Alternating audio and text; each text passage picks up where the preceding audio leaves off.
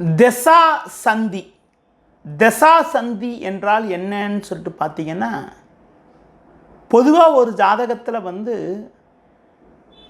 ஒரு திசை ஆணுக்கு என்ன நடக்குதோ அதே திசை பெண்ணுக்கு நடந்தால் அது நல்லா இருக்காதுன்னு ஒரு கருத்து உண்டு. ஒரு ஆணுக்கு ராகு திசை கரெக்டாக 27 வயசு வரைக்கும் நடக்குதுன்னா, வயசு கணக்கு கிடையாது, ஒரு 2027 வரைக்கும் நடக்குதுன்னு வச்சிங்களேன். உதாரணத்துக்கு 2027 ஜூன் வரைக்கும் நடக்குதுன்னா, அதே மாதிரி அந்த பெண்ணுக்கும் அந்த 2027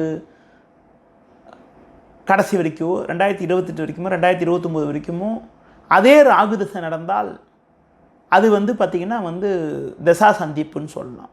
எப்படின்னா ஒரு மணமகனுக்கும் மணமகளுக்கும், அதாவது கணவருக்கும் மனைவிக்கும் திருமணத்துக்கு பிறகு பொருத்தங்கள் பார்க்கின்ற பொழுது 2 பேருக்கும் ஒரே திசை நடந்தால் அது தசா சந்திப்புன்னு சொல்லுவோம், தசா சந்தின்னு சொல்லுவோம்.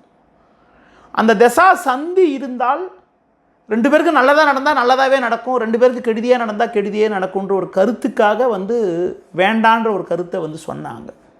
அது குறிப்பாக உங்களுக்கு பார்த்திங்கன்னா ஆண் நட்சத்திரத்திலிருந்து, அதாவது பெண் நட்சத்திரத்திலிருந்து 9வது நட்சத்திரமாக ஆண் நட்சத்திரம் இருக்கக்கூடிய ஜாதகத்துக்கு இந்த மாதிரி அமைப்புகள் ஏற்படுறதுக்கான ஒரு வாய்ப்புகள் உண்டு. ஒரு ஆண் பரணி பூரம் பூராடத்தில் பிறந்து, பெண் உங்களுக்கு கிருத்திகை உத்திரம் உத்திராடத்தில் பிறந்திருந்தால் அடுத்தடுத்த நட்சத்திரமாக இருக்கின்ற பொழுது, ஆணுடைய நட்சத்திரத்துக்கு 2வது நட்சத்திரமாகவோ பெண்ணுடைய நட்சத்திரத்துக்கு 9வது நட்சத்திரமாக இருக்கின்ற பொழுது இந்த மாதிரி அமைப்புகள் உண்டாகிறதுக்கான வாய்ப்புகள் உண்டு. இது எல்லா ஜாதத்துக்கும் ஏற்படாது, எல்லா நட்சத்திரத்துக்கும் ஏற்படாது, சில இடங்களில் தான் ஏற்படும். அப்படி ஏற்படுகின்ற பொழுது ஒரு 3 வருட இடைவேளை இருந்தால் கண்டிப்பாக பண்ணலான்ற ஒரு கருத்து உண்டு.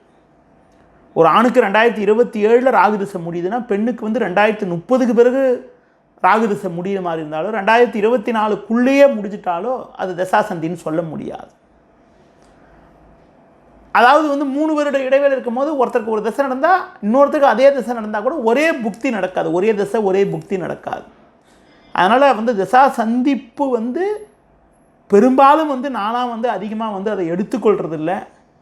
ஆனால் மக்கள் மத்தியில் தசா சந்திப்பு ஒரே திசை நடந்தால் கெடுதி நடந்துருமோன்ற ஒரு எண்ணம் மக்கள்கிட்ட ரொம்ப பலமாக இருக்குது.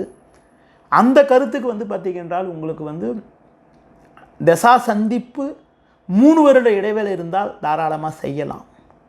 மற்றபடி ஜாதகம் நல்லா இருந்தால் கூட தசா சந்திப்பு இருந்தால் கூட பண்ணலான்ற ஒரு கருத்தை தான் நானும் சொல்லுவேன். கண்டிப்பாக தசா சந்திப்புன்னா 2 பேருக்கு ஒரே திசை நடக்கிறது தான் தசா சந்திப்புன்னு சொல்கிறது. நன்றி.